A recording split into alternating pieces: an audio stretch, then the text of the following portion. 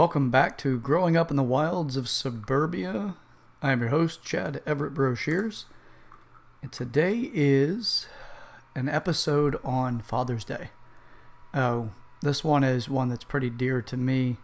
I typically find myself kind of rooting for the underdog or the one that seems to be kind of beat up a bit over time, and just offering different insights. I don't really speak from a place of a whole lot of absolutes. I speak more from a place of curiosity and trying to expose a little bit more to myself and others to take a different route of thinking versus that absolutism where it's like, this is it always. Situations, different information, changes perspectives.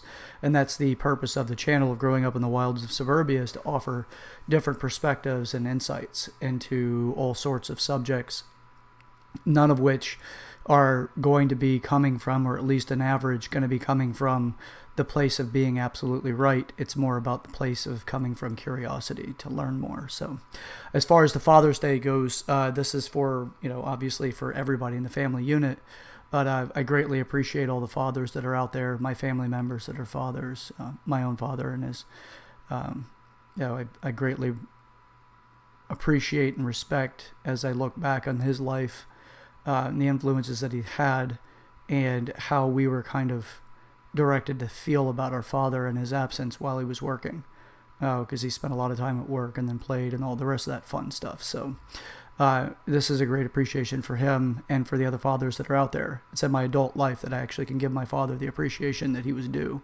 I did not really give him that in his life. Now in retrospect, it's time to show appreciation. So as far as that's concerned, family units really do well when they have two parents. They do really well in scenarios that can kind of give different insights for children as they grow up and develop. Since, for some of you that have followed my work for some time, know that I am a student of psychology, as well as I have a heavy curiosity of psychology, but I have not finished my degree yet. But as far as that's concerned, I do want to offer as many insights as I possibly can. Again, not coming from a place that I'm right, you're wrong, but more of a place of curiosity and let's explore more. So, fathers, there are plenty of statistics out there that actually give us the benefit of what it's like to actually have a father in the household. I'll actually point out a couple of them that are pretty interesting facts that are worthy of exploring. So, one fact in particular is the effect of fatherless households. Now, this is not an absolute position. There are some people out there that do have a healthy, functioning family that is a one-parent family or a mother without a father type scenario. I personally know a few that are extremely good at keeping their children well-rounded. This is a statistical data. It's not necessarily individualized so that it says that this is every single person that is in this scenario. So now, according to the U.S. Census Bureau, it's 19.7 million children. It's more than 1 in 4 children live without a father in the home. Consequently, there is a father factor in nearly all social ills facing American children today. What that means is it's multi-dynamic. It's not individualized. It's harder to see the dynamic values when you look at the effects of having a fatherless home. When it comes to the individual taking things personally, or the strides that a person has gone through in order to overcome challenges that typically are faced in fatherless homes or one-parent homes. That, again, doesn't mean that somebody's wrong for this. It just may be that you may have gotten excited in a relationship at a much younger stage in your life, and found yourself, bearing a child in that relationship or from that relationship. Could be from religious convictions early on, could be just, whatever the scenario might be. But it does have its own effect, and it pushes people into being more mature, or encourages them to be more mature quickly than what would have happened by its natural course, or the person's natural course. And then there's the other factors that, just like relationships of people getting married really young, and then as they go through their first decade in the marriage, they realize there's some things that they wanted to experience they weren't able to experience simply because of the fact they were married. Same thing happens with single parents. They want to date, they want to experience life, but they also have the responsibilities of having a child And over a course of time, they may take that into a reaction that kind of it justifies their actions because of the effort and the hard work they put into raising a child. Therefore, they can go out and they can do things that are more individual without children-based type of behaviors, or more accustomed to that. Not saying that people with kids don't deserve nights going out in the town, drinking, dancing, having a good time. It's not saying that. It's saying the reactive behaviors that come by way of kind of I earned this, I deserve this, which is usually coming out of earned by spite kind of thing. Oh, so a couple of things as far as some of the other consequences of this is that 90% of felons grew up with fatherless households. Something to keep in mind whenever there's the getting drunk on self-worth conversation going on, as we do have a worth issue in our country. Individually, we have a self-worth value issue where some people feel like they're not worth enough, and then they look at in the relationship insight into the relationship and tell themselves, I'm worth more than this, I have more value, I need to stick up for myself, I need to build on myself. There's nothing wrong with being responsible for yourself. It's the becoming drunk on your self-worth becomes an issue. Because once you're drunk on your self-worth, you're more likely to start acting out and reacting towards things in a way that is kind of spitefully driven. Being drunk on self-worth is what we hear a lot in some of the more modern music, especially in the hip-hop scene. We see a lot of people that are drunk on their self-worth. They're saying what they won't deal with and how good they are, and it's exacerbating the idea or exaggerating the idea of themselves and saying that they're worth a whole lot more than what their actual status is. I deserve this, I deserve that. And as soon as the relationship runs into any kind of hardships, they get reactive and push back. And or, like, I'm not dealing with this. I'm not going to go through the work element of the relationship in an argument that builds the relationship up but abandons it early on because of having options and opportunities backed by a cultural movement of self-worth that's getting people drunk on their worth. Having quick access to other relationship opportunities like the internet offers and these apps, some of these dating apps offer, it's out there. It's a real thing. The majority of people want to complain they don't have the long-lasting, meaningful relationships, but yet their behavior erodes the opportunities every time they show up. There's other challenges that people go through as well, like having children simply for the opportunity that, well, if it doesn't work out, I'm still going to get child support. I'm not saying cynically that every person's this way. Please make sure that that's clear to you.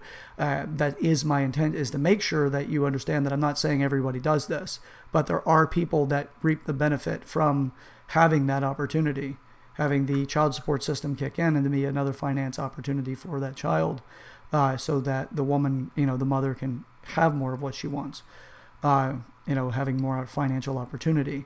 Again, I'm not saying every person's this way, but I'm certain that you've seen people do this, you've heard people do this. These are other issues why relationships fall apart and why people push the father out of the family or out of the household. If you get into the relationship because of, getting your PhD in twerking, you pick the person up in the club, you have a 6-month relationship, subsequently you find out you're pregnant, and then the person's not hanging out much longer because there wasn't enough foundation to the relationship, but the consequences are still there. It could be that you just overshot, jumped the gun a bit, not blaming either side, by the way. I'm not saying the mother jumped the gun. Two people did something, but both people didn't want to be responsible for the outcome. So obviously the mother is more likely to be responsible for the outcome because it wasn't the bonds of the relationship that set in to really help out. So for the women out there that are capable of raising children in a well-rounded way, fantastic. And I adore it. But there's also the fathers out there that really want to be involved in the child's life, but women use the child as a leveraging piece, something to put against the father. Again, not speaking in absolutes, because I know that people have a habit on touchy subjects to do that. You're saying all people are this way. Not at all. I'm not saying that in the least bit. I'm saying there are people. Sometimes we idolize those people and we don't realize that we're idolizing some sort of pathology or a vice. And we're idolizing it because you're not exposed to the vice, but you're exposed to the context of it because of the way they talk about their life and their self-worth and what they're not willing to put up with. Sometimes that I'm not willing to put up with means I just don't want to have the argument and be wrong, or I don't want to be able to have a conversation where I have to look at myself critically. Sometimes that is the case.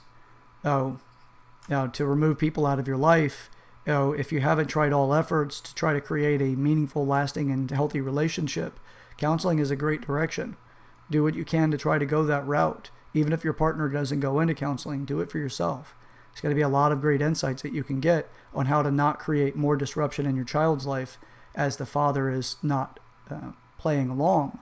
But also at the same time, there's plenty of mothers that don't play along simply because it's more fun or more rewarding not to. So with that, the fathers do get shoved out, and our court systems do support, on average, support mothers over fathers. I hate that is a value that seems to be common.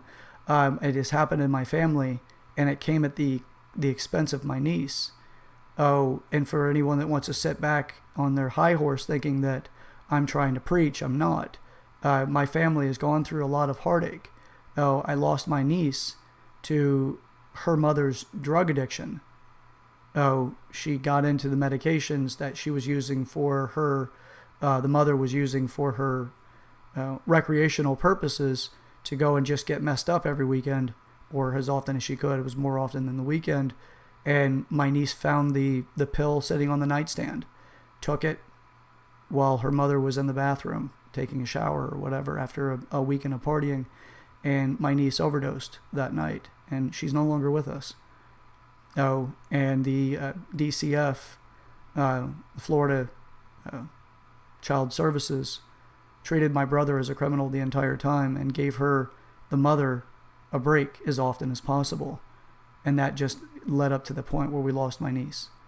She was a beautiful young lady. She was a beautiful girl. And it's something that haunts my brother to this day. I mean, it haunts me to this day. To know that our system failed us in that way. I'm not saying that the system fails all the time. I'm not saying that the system fails every time, or even, 75% of the time. But it failed us. Now, I don't hold that against other people for their situation. It's not fair for me to do that to anybody. But it is that a father was stripped of his daughter. And it came by way of that drunk on self-worth and manipulation. That was something that the woman, the mother of my niece, was very, very accustomed to, was manipulating men in her life and getting her way, fighting and figuring out how to get the system to work on her behalf. So, and my brother's, all he's ever wanted to do, of all of the ambitions in his life, his greatest ambition is just to be a father. Now, he has another daughter now with another woman, fortunately. But that is a lasting impact. It's not going to go away.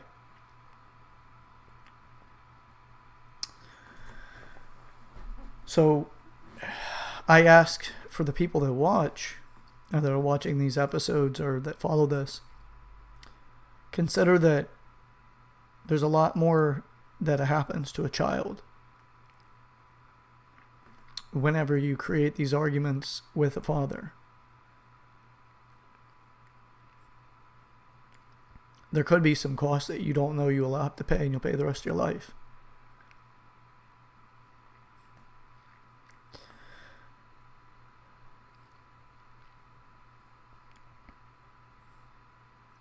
So to the fathers out there, even when it's hard, even when there's fights, even whenever the mother doesn't want to let you around or whatever, consider that you might need to grow up. You might need to develop. You might need to step up and be this concept of what we call a man.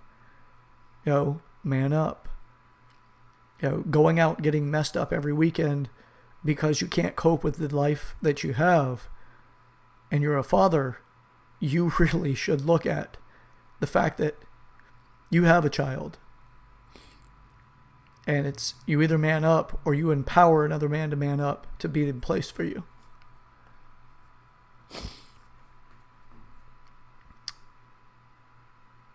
And for the women, don't make it harder than it needs to be, but stand your ground enough that, you know what you want. You know what you want your child to experience. And there's a lot of men out there that are really little boys and they need to grow up. Just because they have the equipment to have a kid doesn't mean that they're a father. And for those fathers that are out there, or the men that are out there that act like little boys that have kids, you might need to step up, or you do need to step up. You have a life that's following in your footsteps in some way. It may walk the opposite direction. You can say, know what direction your footsteps have gone in, but you can't lead them other than what not to be. So time to step up, guys. Otherwise, you'll continue to see these campaigns to bash Father's Day, these campaigns to empower women to not need men, these campaigns that keep pushing men away from the family. We don't need another father, or we don't need a Father's Day, we need a second Mother's Day. That says something. There's something in that that's far beyond the righteousness of mothers are not treated well enough. Fathers aren't treated well enough either. But you do need to grow the hell up and stop giving reason for those campaigns to be put out there to tell you that you don't deserve a day to be remembered or be appreciated and acknowledged. The statistics speak their truth. 90% of felons grew up in fatherless homes. Do you want your child to go that route? Now, I'm not saying it will. It's not a statistical guarantee, but damn it, it increases the likelihood. So, don't have the story that my family has. Don't be a part of that. Don't contribute to it. Losing somebody in your life like that due to your own vices needs to go out and have a good time and get messed up to bring it home only to have your child overdose. Don't do that to your kids. You may also just train your kid to be a narcissist or developmentally challenged. This is something that we really as a country need to take seriously if we want to see a better future for everybody, a more mature future, where we don't have to get stuck in the minutia of all of this divisionary tactics and to be pawns to the divisionary tactics. Insights on it, man. There's a lot more to it. If anything, I may be touching the iceberg. This isn't to diminish anybody's value, but at the same time, there's a challenge here that we need to overcome. So for those that have watched the video, that have stuck with the episode, thank you. I appreciate your time. I appreciate you checking in on it. A day that we've got a lot going on, and there's a lot of things you can do. So thank you for your time here. Also, please share this video with a person in your life that will benefit from it. Comment. Tell me what you're taking away from the video, from this episode. Bring it out into the future, and it's like we're creating something great. We're doing it unity through maturity. We can create something different, something better, something that we can really all be proud of. But we need to work on it. It's not going to happen by accident. It's something that really does take effort. It's not a happenstance or a consolation prize. The government does a consolation prizes, and that's the base level of everything. You don't want them to do that for you. We need to do this for us. Thank you for your time. Thank you for checking in on this, for staying with it. Subscribe to the channel, like the video, hit the bell notification, and again, comments. I appreciate all of them. And we're all in this together. Let's create something fantastic together. Until next time, this is Chad Everett Brochures. I am the host of Growing Up in the Wilds of Suburbia. I greatly appreciate your time with me. Thank you.